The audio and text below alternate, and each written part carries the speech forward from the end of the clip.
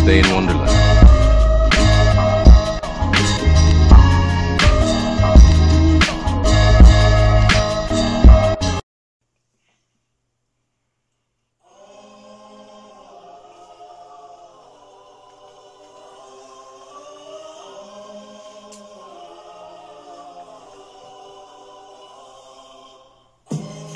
Quite a big one for you today. Welcome back, our kid. It's going to be a little bit heavy on numerology and gematria, so if you're already familiar with gematria or you're in the community, you're going to be a bit more clued up as to what I'm talking about. So we lost a major celebrity today, being Coolio, known for the hits. Obviously Gangsta's Paradise was a massive single. He did Too Hot, that was another single. Another one, being one of my favourites, is I'll See You When I Get There, which has some interesting and positive lyrics. Now, the man's real name was Leon Ivey Jr., or Leon Ivey. Now, Leon being lion, like the Lion of Judah. Ivey being bloodline, like the bloodlines of the 12 tribes of the Lion of Judah. You'll know a bit about this if you've looked into theology and history, basically in general, or true history I might want to call it. So the rapper Coolio died yesterday, the 28th of September 2022. He's 59 years old, and the 59-year-old died 59 days after his 59th birthday. And the 28th of September is also the 59-day numerology too. So that's massive. We're going to have a little look into the numbers and find out what that was all about. Obviously this is a sad one for the world, especially for the world of hip-hop, but not just hip-hop, music in general. The man, in my eyes, was a legend. I mean, he was a pinnacle part of the 1990s and changing the game for loads of people. And certainly for me and in my life, it had a big impact. You know, I remember the point where literally everyone, people who wasn't even into rap, knew the bars to Gangsta's Paradise. And I'm at the point now where I've drawn a conclusion where I think that coincidence, chance, luck and accidents, they simply don't exist. This is a dualistic realm of karma that we call reality. And literally everything is predetermined and you can't escape fate and destiny, so it was probably always going to happen on this day. Although I've got an interesting clip for you to share straight after this, which is about a video that he made where he was calling out the music industry basically and saying some of the sex rituals and more that dark stuff that they wanted him to take part in. The arrest of his son and being sent to jail for his first minor offence, although there were other people around at the time who Coolio noticed when he went to court had much worse offences than him, and he wasn't their first offence, you know, so it was just kind of to prove a point. And then he stepped back from speaking his truth because he thought, I'm not afraid of death whatsoever, so it's no threat to me, but if they attack my family, that's when it does affect me, kind of thing, you know what I mean? So it's a tragedy, it sure is a tragedy, man. Rest in peace, Coolio, it's a big one. He's dead 325 days after the November 7th anniversary of Gangsta's Paradise, so that's 325 days. If you type in Scottish Rite of Freemasonry into any gematria calculator, it gives you the number 325. I suggest you use Derek's calculator on gematrinator.com. You can pick and choose which ciphers you want to look at, but I personally have a look at them all, in particular the main four, the base ciphers. You want it in reverse ordinal, English ordinal, standard way, and there's two more you want to look into as well. So the word Gangsta's Paradise equals 271. Now that's when you type it in, literally, Gangsta's Paradise. September 28th is the 271st day of the year. So yeah, of course these could all be coincidences, but I'm at the point now where I don't think there's any more. Furthermore, there was a date of 79 numerology, which is today when this, oh no, it was yesterday, sorry, the 28th. Murder equals 79. Society of Jesus, or the Jesuit order, also equals 79. Now I'm about to get into the number 59. Like I say, if you're in the community, you'll know about this number. 59 also equates to the words slave, Negro, Rasta and blues. So artist Leon Ivey Jr., you type that into the gematria calculator and you're confronted with 95 and 76, which there's a mirror number of 59, and 76 is also slave, Negro, blues and Rasta. So like I say, I think this was done completely by the numbers. This is, in my opinion, murder by the numbers. Now we're going to get into that clip of this video that Coolio made only a couple of months before this happened. Now if you ask me, this is really suspect. It's almost like he spoke his truth. He called out the rituals he was asked to take part in, and then he turns up today dead. I mean, come on, like, it doesn't sound like coincidence to me. It doesn't sound like it's happened for no reason. It sounds like it's happened and it's all part of the plan. You know, it's going to cause a lot of emotional upset for people, because this was a big guy, especially if you were around in the early 90s, 95, 96, when the film, is it called Shallow Graves, I believe, with Michelle Pfeiffer came out. And also at the start of this video that I'm about to share of that interview that Coolio did, I'll share the full interview, which is 13 minutes long if you want a reference. It's an advert for something about heart attacks, and allegedly the official narrative tells us that Coolio died of a heart attack. So, let's get it, man. Over the age of 35, stop everything you're doing right now. After a lifetime of eating fatty foods, you may run the risks of a stroke or heart attack due to plaque buildup in your veins and arteries. To learn how you can reduce your risks, visit youthfountainlab.com or call 1-800-853-7856 today. This may be a life-changing call for you or someone you love. Thank you, and we hope to hear from you. You've been in the industry a long time. How was it in the music industry? That whole conversation about the gatekeepers real, you know, the rituals, things people got to do, blood sacrifice thing. You know, I don't know if you got into all that, but can you kind of go there, being as though you were in the belly of the beast in the music industry? I've read about all of that, and I only can say my truth. And you would think that with the height of success that I had and the things I was able to do, the amount of records I sold, and actually the amount of, I don't want to say political power, but the amount of social power that I was able to achieve, you would think that I would be a prime candidate for this, just to be, so we could say, we could call it something, to be a member of the Illuminati or a member of the elite society or whatever. You would think that that they would come at me, and I think they did it sideways though. Nobody never got at me directly and said, "We want you to join us and we're doing this." That's never happened. But I will tell you, I've had motherfuckers come at me on some weirdo shit, like on some gay shit. I've had motherfuckers come at me on some, "Oh, you should do this" type shit. And I was like, what? Man, why the fuck would I do that? That make no sense. I view that as being inhuman. I view that as, I would never do that. So, and then right when it was some things that I was trying to do that I felt were important, things that I felt would help other people, shit started happening to me. Went to jail for some bullshit. Got convicted.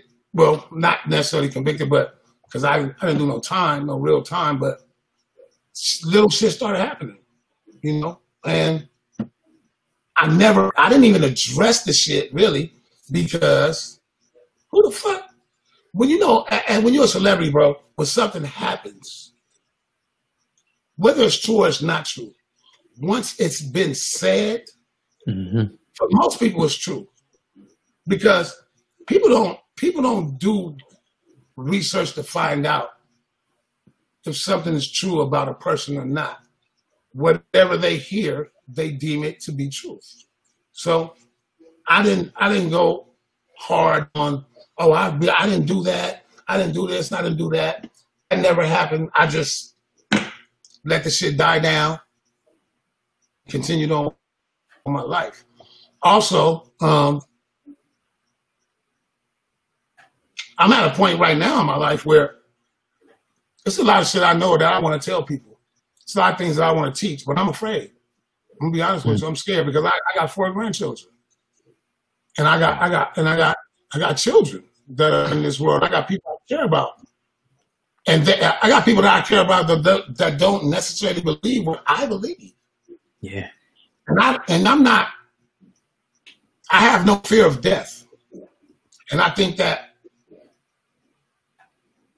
those that would oppose my beliefs, they've probably done enough. If somebody's after me or if somebody's watching me, then they know enough about me to know that I have no fear of death. So killing me don't mean shit. It just confirms that what I said was true. But I do have a fear of them hurting my family. So I'm quiet about certain things. I don't talk about everything I know because I don't want nobody in my family to be hurt. You know what I'm saying? I don't want nothing to happen to my people. And if I owe them anything, I owe that to them. I owe them their lives to be able to live their life and not be subjected to any type of harm because of something I did or said. It's already happened once. My oldest son did some time in prison, and he shouldn't have. It was his first offense. And I was going to court, and I seen people having cases that were way worse than his, and not even being their first offense, and them getting off. And they didn't have a better lawyer than he had. Some of them had fucking PDs, but they got off because whether they got off or not, it didn't matter to the world now. But by them doing what they did to my son, it made me kind of shut the fuck up. I stopped talking about what I was talking about at that time because I felt like I was being, listen, I could be making this shit up in my head. It could be something. I realized that I will never know whether it's true or not. But just to make sure that it didn't happen again, I backed off. And now let me say, when I backed off, shit stopped happening. So I'm more inclined to believe that maybe I was right. Like I said, I can't say if it's true or not, but like I said, those things stopped happening to me. That kind of shit stopped happening to me. I stopped getting them weird messages. I stopped getting them weird emails. I stopped having that feeling of being watched. You know what I mean? So, it is what it is. But at the same time, I often wonder why if people get on the internet and they say shit just for attention, or they make up shit so that people will want to listen to what they have to say. And I bet you in at least 70, 85%, 70 to 80% of the times, they're doing it to get some fucking attention. Okay. And then 10% of the time, people are telling the truth. I've seen some crazy shit. I've seen some crazy shit, bro. I've seen some shit like, wow. I've seen some shit that made me go, what the fuck? Is this really happening right now? Is it fair to say, Coolio, that your celebrity is the reason why your voice is in danger? Like, is you speaking out? Say it one more time.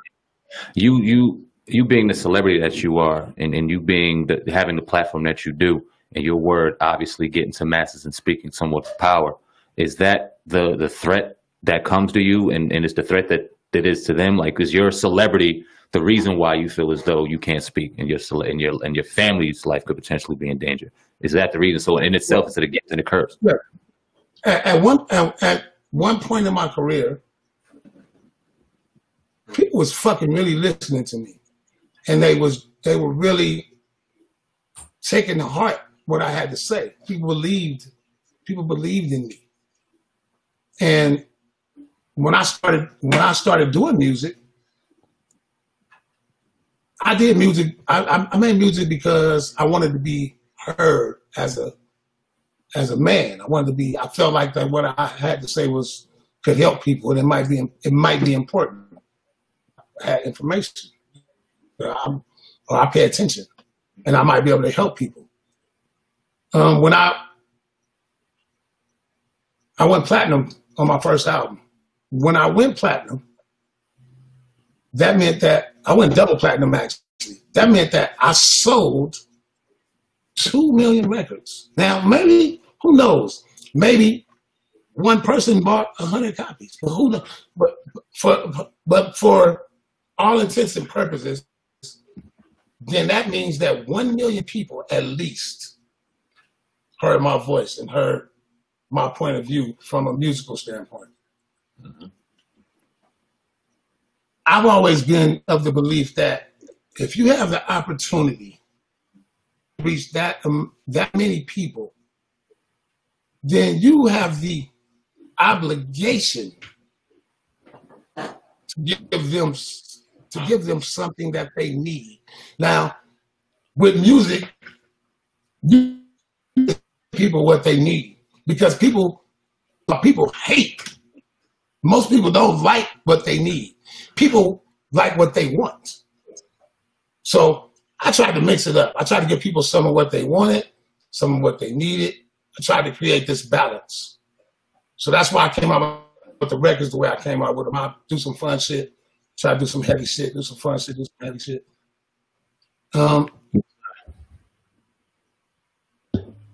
That was my belief. I felt that was my obligation to the listeners or to my core fan base. I had the obligation to say something that they could use in their life on a daily basis to help them, not just do some shit that was fun or do some shit that was funny or do some shit that was gangster.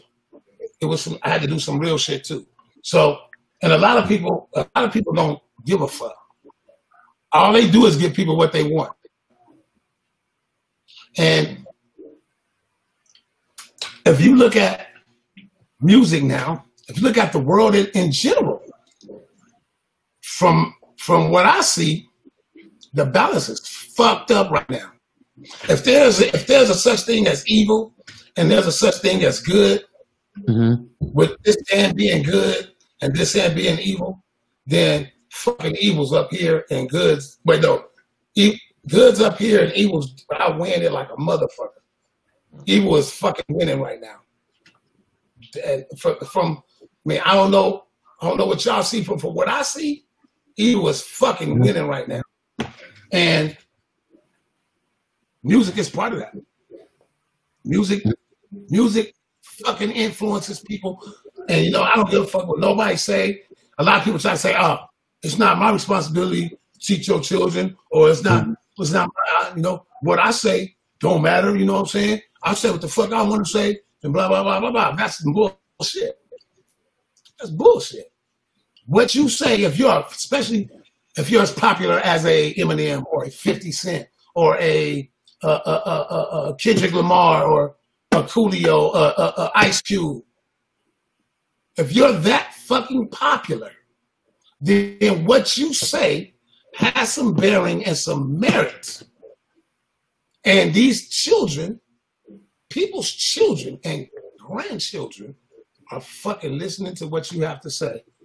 And from my point of view, it's your responsibility to give them some of what they need. And that's how I feel about it.